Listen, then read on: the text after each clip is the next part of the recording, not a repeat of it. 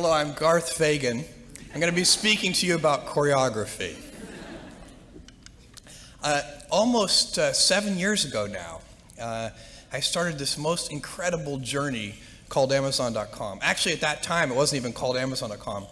It was called Cadabra Inc., as in abracadabra. That was the original name of the company. And I had phoned a lawyer on the way to Seattle from a cell phone. And he said, well, what do you, to incorporate the company? He said, what do you want the company to be called? And I said, Cadabra. And he said, Cadaver? And I knew that was a bad name. We changed it a few months later. The wake-up call that led to starting Amazon.com was finding that web usage in the spring of 1994 was growing at 2,300% a year. And things just do not grow that fast. Outside of, I guess, usually like Petri dishes or something. I mean, it's a very, very unusual growth rate. And you could tell anecdotally, even though there wasn't good research on this at the time, that the baseline of web usage wasn't trivial. And so something with a non-trivial baseline growing at 2,300% a year is clearly going to be everywhere tomorrow. And so the question was, what kind of business plan would make sense in the context of that growth?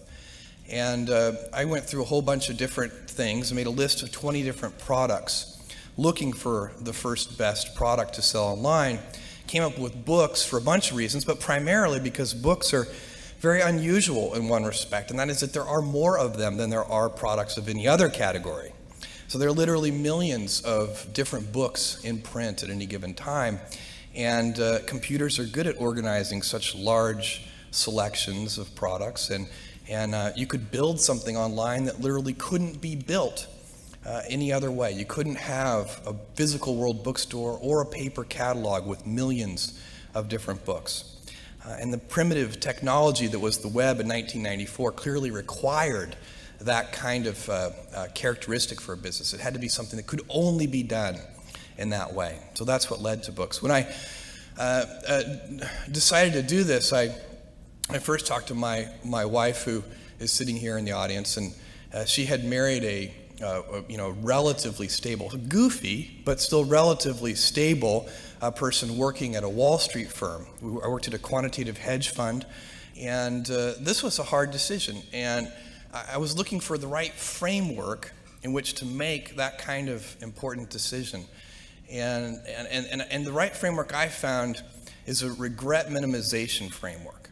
And so that's just a nerdy way of saying that you want to project yourself to age 80 and then think back over your life.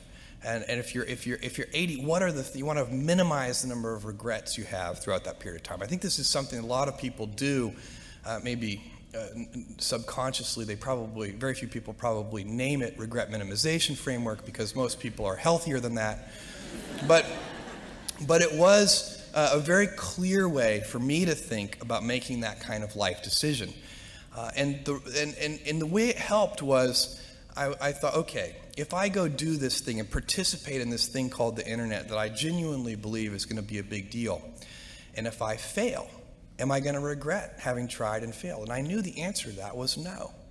But I also knew that if I didn't try, that I would always regret that. I would always wonder, and it would haunt me until that mythical day, which I actually hope will come. My wife is trying to get me to eat better. One of her heroes is Dr. Weil. So if you're in the audience, your dietary constraints are currently being inflicted upon me. But I suspect it may help me over the long term. And so that was how the decision was made to go do this. And there are just literally tons of stories about the early days of getting Amazon.com set up. We spent about a year building the software infrastructure and getting all the vendor relationships in place and so on and so on. The day before we were ready to launch the store in July of 1995, one of the software engineers, we were looking at our little 400 square foot distribution center. And I remember very clearly this person looked at this. 400 square feet is about the size of one car garage. So it was a kind of a toy distribution center, and although there were real software systems behind it. And he said, he looked at this little space, and he said, I can't figure out if this is incredibly optimistic or hopelessly pathetic. And indeed, we didn't know. There really was no way to know how customers were going to adopt this kind of technology in these very early days. There was a lot of risk involved. In fact, also in the audience today are my parents, who were the original funders of Amazon.com. They invested about $300,000, which is roughly their, was a reasonably large fraction of their life savings. And my dad's first question was, "What's the internet?" So they were not betting on the concept or the idea. They were betting on their son. I told him I thought there was a 70% chance they would lose their entire investment, that was an important disclosure because I wanted to be able to go home for Thanksgiving dinner no matter what happened. I'm very happy that that investment has worked out very well for them. But it was I was giving myself triple the normal odds. Startup companies are very tricky things, and fewer than 10% of them actually go on to make any return on an investment at all. And so I was giving myself a 30% chance, and just wildly overconfident. But things actually worked out. The planets aligned in those early days, and startup companies need early planetary alignment because there are so many things that can go wrong. And when we launched that store in July of 1995, we were shocked at the customer response. Literally in the first 30 days, we had orders from all 50 states and 45 different countries. And we were woefully unprepared from an operational point of view to handle that kind of volume. And in fact, we quickly expanded. We talked to our landlord, and we expanded into a 2,000 square foot basement warehouse space. It had 6-foot ceilings. One of our 10 employees was 6'2". He went around like this the whole time, and we were doing our day jobs, which might have been computer programming and all the different things that 10 people will do in a little tiny startup company, and then we would spend all afternoon and into the wee hours of the morning packing up the orders and shipping them out. I would drive these things to UPS, and so we'd get the last one, and we'd wait to the last second. I'd get to UPS, and I'd sort of bang on the glass door that was closed, and they always would take pity on me and sort of open up and let us ship things late. We had so many orders that we weren't ready for that we had no real organization in our distribution centers at all. In fact, we were packing on our hands and knees on a hard concrete floor, and I remember, just to show you how stupid I can be, my only defense is that it was late, but we were packing these things, everybody in the company, and I had this brainstorm, and as I said to the person next to me, this packing is killing me. My back hurts. This is killing my knees on this hard cement floor. And the person said, "Yeah, I know what you mean." And I said, "You know what we need?" This is my brilliant insight. We need knee pads. I was very serious. And this person looked at me like I was the stupidest person they'd ever seen. They're like, "I'm working for this person. This is great." And said, "What we need is packing tables." And I looked at this person, and I thought that was the smartest idea I'd ever heard. The next day we got packing tables, and I think we doubled our productivity. That early stage, by the way, of Amazon.com, where we were so unprepared, is probably one of the luckiest things that ever happened to us, because it formed a culture of customer service in every department of the company, every single person in the company, because we had to work with our hands so close to the customers, making sure those orders went out, really set up a culture that served us well. and that is our goal, to be Earth's most customer-centric company. And I think this says 0 now, which I'm suspecting means it's time to turn it over to questions, so I will do so.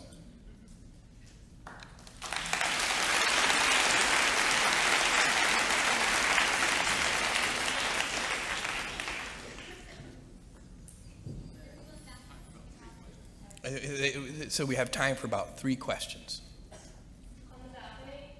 Can I talk? What advice did you give The balcony always gets kind of neglected, doesn't it? Yeah, okay, go ahead. What advice would you give to an internet startup company now? What advice would I give to an internet startup company now?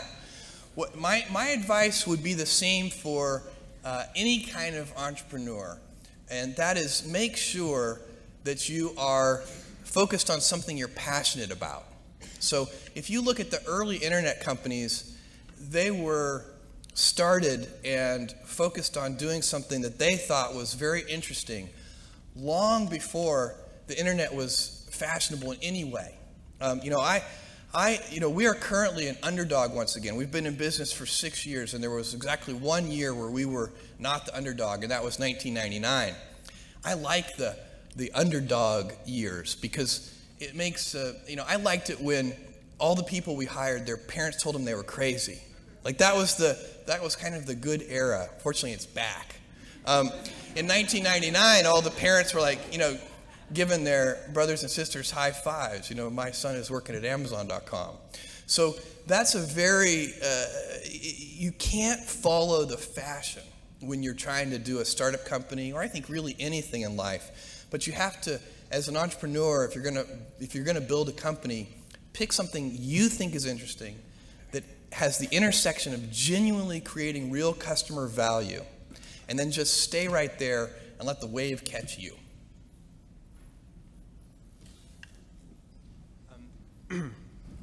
Grant Hutchins from Edmond, Oklahoma. And I was wondering, what were some of the other products you considered? And also, on a kind of a personal note, you sell a lot of books, but do you ever read them? Yeah. So on the list, the list was built by looking at mail order sales. So when I got the original list, it was sorted in order of size by mail order. So for example, apparel is a very large mail order category, so apparel was near the top of the list. So that's right. The things that ended up near the top of the list were books is number 1, obviously, music, videos, computer software, computer hardware. Those were the kinds of things near the top of that force-ranked list. And then, I'm sorry, I'm terrible at multi-part questions. What was your second question? Oh, yeah. I asked, do you read books very often? Oh, do I read books? Yes, in fact, I do. In fact, my parents will attest to the fact that I was difficult to punish as a child because I was quite happy to be grounded and just stay in my room and read. I'm a big science fiction fan, and that's probably, I'd say at least half of my reading is science fiction, and it has been ever since I spent those summers on my grandfather's ranch, which I have to say, I know that we're having geography problems with the intros today, but that was in Texas, not New Mexico. But in fact, it's only about 90 miles from where we are right now. And that they had a little sort of Andrew Carnegie style library in that town, and which very tiny library, but I bet a third of the collection, which was all donated by citizens of this 3,000 person town, but a third of the collection was science fiction, because there was this one guy in town who loved science fiction. And so that's been a long love affair of mine. And then my wife inflicts good fiction on me every once in a while, which I always end up loving. But my favorite novel is Remains of the Day. Yeah, should we take this one over here? Okay. Hello, my name is Ian. I'm from Los Angeles. I'd like to thank you for Amazon.com. It's saved me many times. I couldn't get the book at my local bookstore, but that's not what I wanted to ask you. No, but you can wax on about that if you'd like. That's. I'd like to know, please, what is the role of risk in your life and risk in the success of what you've done with Amazon? So, what is the role of risk in life? It's hard to do anything. I think whatever it is that you want to do, there's going to be risk in your life, and risk is a necessary component of progress.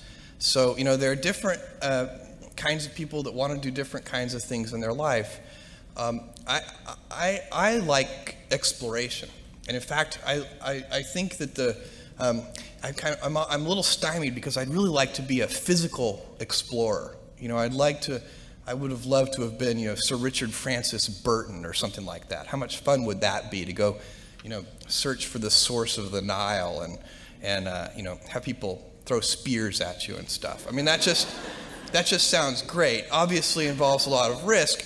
You find most geographical exploration, not all to be sure, but most geographical exploration on Earth today is somewhat contrived. It might be something like circling the Earth in a balloon or something like that. Now, there are some very deep spots where you can still do that, and and then of course there's space. I'm personally very interested in space and have been all my life, and would love someday to do that. All of these things involve risk. I don't know how you can make any pioneering movements in the world of any kind, whether they be the geographical, physical exploration that I've just been talking about, or whether it be, a more cerebral exploration of a scientific field. Or I bet you could ask that question of every speaker here, and I bet that every speaker here has taken substantial risks, whether it be intellectual or otherwise, to achieve what they've done. And at Amazon.com, as a company, that what you do, in fact, the early stages of the company are all about eliminating risk. You take those precious early startup dollars. In my case, those $300,000 from my parents, and then we raised $1 million from 20 angel investors. You take those precious early dollars and you use them to systematically eliminate risks one after the other. And what you hope is that you get to a company of a scale where the company doesn't need that kind of planetary alignment that it needs in the early days, but that instead the company has more control over its own destiny. And then that actually, by the way, creates more pressure for that team of people who represent that company. That, in our case, the 7,000 folks at Amazon.com, that we have more pressure today than we did 6 years ago, because now our destiny is in our own hands. We've systematically eliminated those risks to where we have the assets we need to build an important and lasting company. So now if we don't do it, shame on us. Thank you. Thank you.